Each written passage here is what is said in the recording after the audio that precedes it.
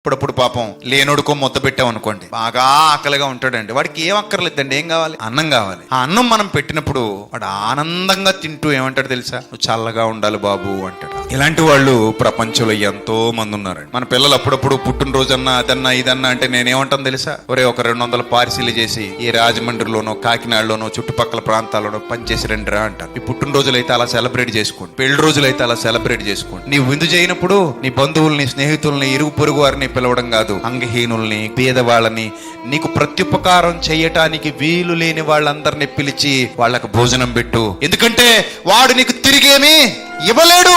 నువ్వు పెట్టినప్పుడు ఏం చేస్తాడు తెలుసా? బాబు నీ కుటుంబం బాగుండాలి బాబు అంటాడు. ఆ దీవెన మామూలు దీవెన కాదు. పేదలను కనికరించువాడు యెహోవాకు అప్పించువాడు.